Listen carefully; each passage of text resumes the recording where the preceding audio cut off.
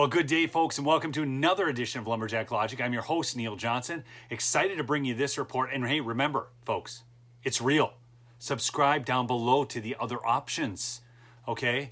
Look, I mean, it's happening, right? The purge.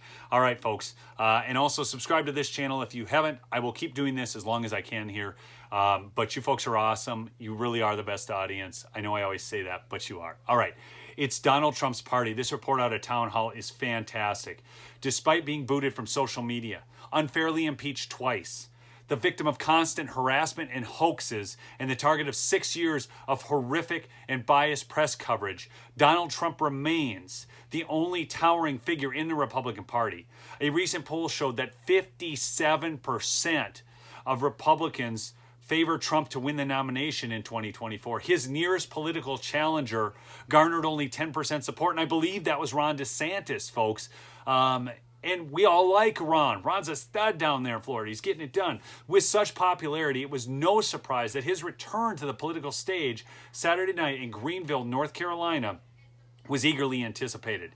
In his triumphant speech, Trump wowed the state's GOP convention for almost 90 minutes.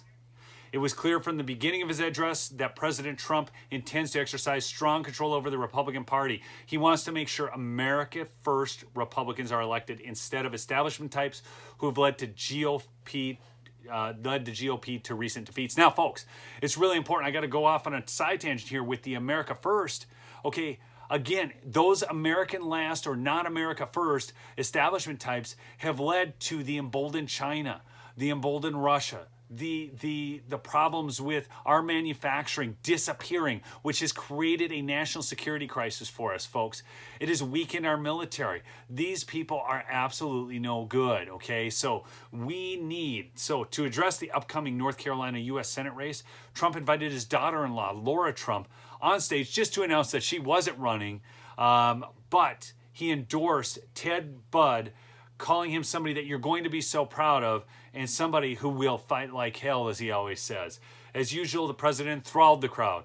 With a review of his administration's accomplishments, he touted everything from his border policies to his response to the pandemic. Okay, now look at the border policy now, folks. Look at what we're going through. I was down in Texas doing a hog hunt. They literally they were 100 miles from the border, and they had people dumping vehicles on their land, and there was a bust that actually happened right on their property. Vehicle was left behind, and they're supposed to deal with it now. Anyways, he also made fun of the current president, mocking him for his triple fall on Air Force One. He noted the double standard of coverage by comparing how his slow walk down the ramp at West Point, New York, was made a big story by the liberal media. In contrast, Trump claimed the media refused to emphasize the triple fall. Okay, I call it the triple fall. He was one of the countless instances of media bias toward Trump and favoritism towards Biden. Folks, if you want to see a great video on media bias in the age of Trump, you got to go back on my channel and search the one about that. It's I probably put that out in December. It was in December. I mean, this is a while ago, folks. But go back to the videos and go to the uploads and go to that. Regarding China, the president suggested that all nations should work together to present China a bill for a minimum of $10 trillion to compensate for damages caused during the pandemic, okay? As a first step for reparations.